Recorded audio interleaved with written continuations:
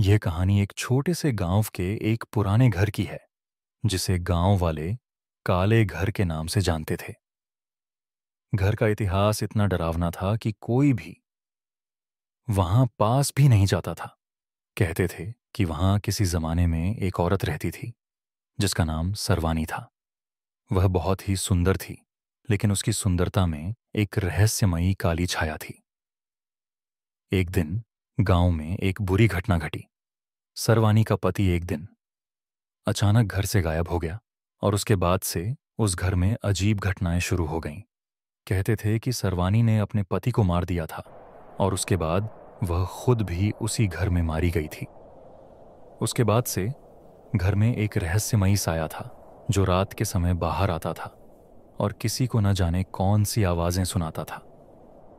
यह कहानी है अर्जुन नाम के एक युवक की, जिसने अपनी जिज्ञासा के चलते उस घर में जाने का फैसला किया।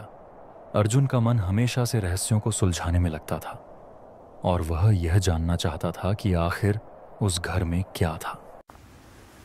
एक दिन उसने गांव के बुजुर्गों से उस घर के बारे में सुना, तो उसने ठान लिया कि वह उस घर में जरूर जाएगा और सारी अफवाहों का पर्दाफाश करेगा।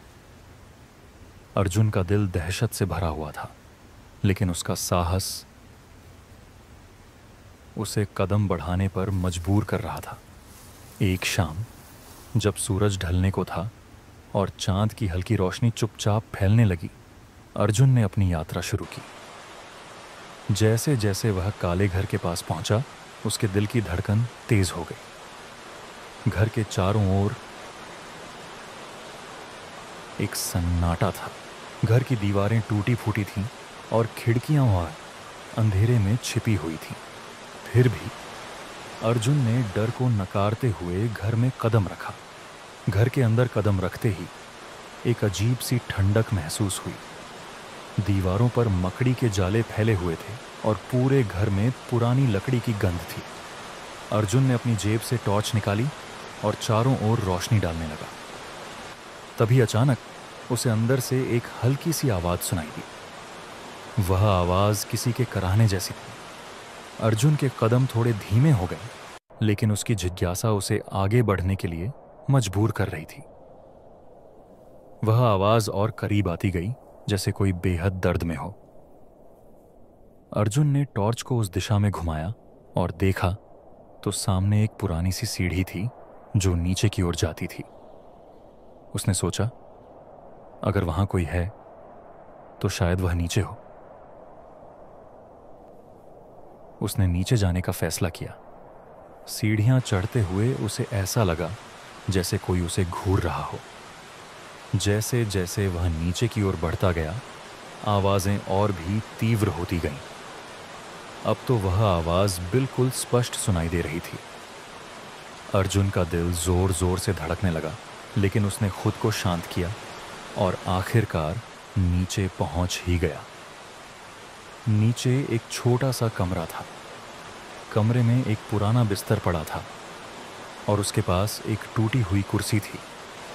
लेकिन जो चीज़ अर्जुन को सबसे ज़्यादा अजीब लगी, वह थी उस कमरे के एक कोने में एक बड़ा सा दर्पण, जिसके सामने एक महिला का धुंधला सा चेहरा दिखाई दे रहा था। अर्जुन ने डरते हुए उस दर्पण की ओर कदम बढ़ाया।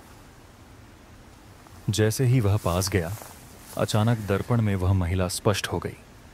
उसकी आंखें लाल और भयावह थीं और उसके चेहरे पर एक कटी हुई मुस्कान थी। अर्जुन की आंखें फैल गईं। वह महिला बिल्कुल वही थी जिसका नाम गांव में सुना था, सरवानी। अर्जुन की समझ में नहीं आया कि वह क्या देख रहा था। वह बिना कुछ सोचे समझे पीछे हटने लगा, लेकिन तभी कमरे के दरवाजे पर एक दरकने की आवाज आई और दरवाजा अपने आप बंद हो गया। अर्जुन का दिल धड़कते हुए थम सा गया। उसके चेहरे से पसीना निकलने लगा। अचानक वही आवाज फिर से सुनाई दी। तुम आ गए हो अर्जुन। तुम्हारे आने से अब वह काला राज खुलने वाला है। अर्जुन घबराते हुए बोला, तुम कौन हो? क्या तुम मेरी मदद करोगी? महिला की आवाज फिर आई। मैंने कभी किसी से मदद नहीं मांगी अर्जुन। तुम्हारी मदद की कोई जरूरत नहीं है। अर्जुन डर के मारे चीखा। तुम तुम कौन हो? मुझे बाहर जाने दो। वह महिला धीरे धीरे उसकी ओर बढ़ी।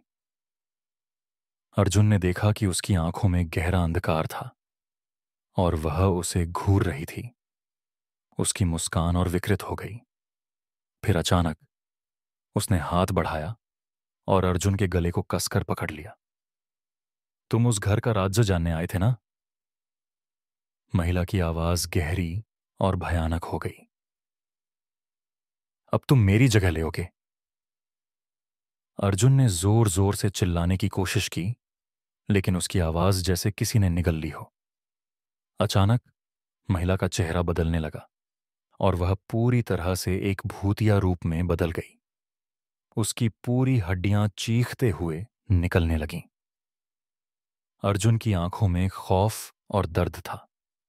फिर कुछ ही पलों में सब शांत हो गया। अगली सुबह गांव वाले उस काले घर के पास से गुजर रहे थे।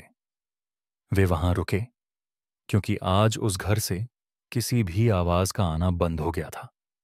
वे अंदर गए और देखा कि घर बिल्कुल वैसा ही था जैसा पहले था, लेकिन एक छोटा सा बदलाव था। वहां अब अर्जुन का नाम लिखा हुआ था, उसी दर्पण के पास, मिसों सिया, जिसमें सरवानी की छवि दिखाई देती थी। गांव वालों ने एक दूसरे से कहा, अर्जुन अब उस घर का हिस्सा बन चुका है। अब वह यहां कभी नहीं लौटेगा। उस दिन के बाद उस घर के बारे में कोई बात नहीं करता था, लेकिन कुछ लोग कहते हैं कि रात के वक्त अगर आप पास से गुजरें तो आपको कहीं से एक हल्की सी आवाज़ सुनाई देती है, तुम आ गए हो, अब तुम्हारे आने से राज खुलने वाला है।